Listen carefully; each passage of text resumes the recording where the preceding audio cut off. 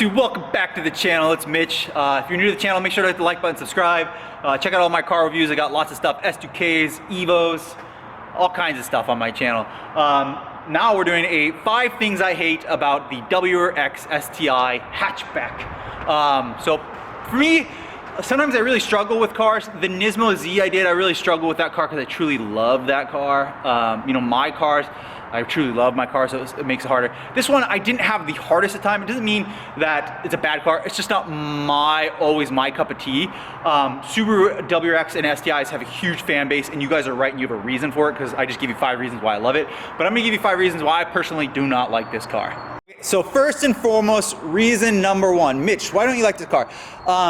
Overall, I'm just not a hatchback kind of guy. That's it. Hatches are cool and stuff, but the versions of these 2000s, I don't know what year it was, 11 or 12, 13, all those years that they came out and they got rid of the trunk and went with a hatch. Some people, I mean, I'm telling you, you guys that are watching this, you love this stuff. Good for you. It's just not for me. My sister has a Subaru Crosstrek. Absolutely loves it. Her husband drives it all the time and they love it. It's just not for me. My dad always loved hatchbacks, but just for me personally, number 1, I just don't like the hatchback. So that's just for these, you know, the versions. The STI with the trunk and the big spoiler on the back, I love that. That's more my cup of tea. So number 1 reason for this model, I don't really care for the hatchback. So I am reviewing it, but that's just my opinion. This looks cool, and I promise you, I would give you a thumbs up if I saw this on the highway, but the hatchback number 1 is just not for me, that it is a hatchback. Reason number 2, we gotta go on the inside. I mentioned this in my videos. I actually really do love the interior on this car. I truly love the interior. I truly love the interior. It's really good. I did say that. My only issue, and reason number 2, is that the driver's seat and the passenger seat, I feel that what kind of car this is and how this car performs, the bolstering should have been more aggressive. It's just not aggressive enough. That's my only complaint. Like, you see, I'm kind of picking right now. But the bolstering should have been a little bit more aggressive to when you go around corners. I think that the bolstering should have been a little bit more aggressive. Again, it's not the biggest complaint ever. You can change the seats, but number 2, the bolstering on the driver's seat and passenger seat could be more aggressive because I felt like, for me, and I'm 6'4", I felt like I was just moving around a little bit. All right, so for reason number 3, we got to start up this STI. And my number 3 reason that I don't like STIs, and maybe it's just this one, or I've reviewed a couple, is the steering is so heavy. It is very direct, but it is too heavy for my taste. My Evo had a really bad turning radius, and this is an okay turning radius, you know, to do like a full circle. The Evo is just hilarious. It took you like 5-point turn. This one doesn't have as bad as turning, but the Evo steering felt better to me than this car. And if you guys feel differently, please comment down below. Say, you know, actually not all of them are that heavy. It's more of this one, or maybe this year's. But the steering was very, very heavy.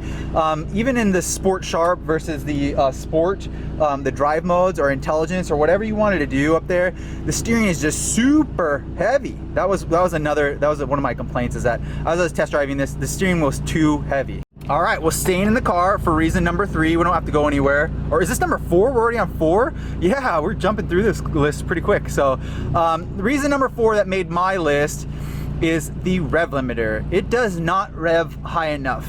7,000 or 8,000 RPM is not high enough for a JDM 4-cylinder, in my opinion. This car makes a crud ton of power, like just whole mountains of power. It is a fast car, brakes loose in first gear, all all-wheel drive, but the rev limiter is just not high enough for my taste. It does make a lot of power up there, but I like a car that will go to 8 and 9. I really do. I like a 4-cylinder that'll go to 8 and 9. Now, if this car was a V6, I would be much more understanding, but I think that this car should rev higher. And I've always thought that the STI should rev higher. And this one going up to, I think the rev limiter of this was like 7 is where I stopped. I got it right to 7 and then stopped. I didn't want to, you know, go too far because it's not my car. But I stopped at 7, and I wish it revved just from factory to 8. I wish that's where it should be, from 8 to factory, and then have the rev limiter start at 8 and then stop at 9. That's my next complaint. Is that definitely this car should have been able to rev higher from factory. All right, I don't know if I should say this. I'm kind of scared to tell you guys this, but the final reason. So we did the hatch, we did the bolstering, then we did the steering, pretty heavy steering, and then number 4, because I'm giving you guys 5 reasons, number 4 was the rev limiter, and then the final one, you guys are gonna kill me for this, I don't like the Subaru rumble. It's just not for me. I like inlines and not flats. I'm okay with V6s and V8s, but the opposing is just,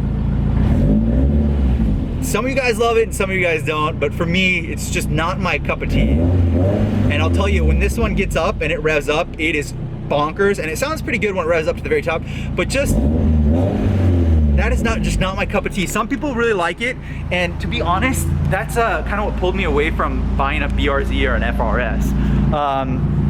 Yeah, it's just not my cup of tea. I mean, it's cool for you guys if you like it, and it's very distinctable, and you can turn your head and be like, that's a Subaru, that's my family, that's my homies, you know that, and that's cool, and I'm more power to you guys.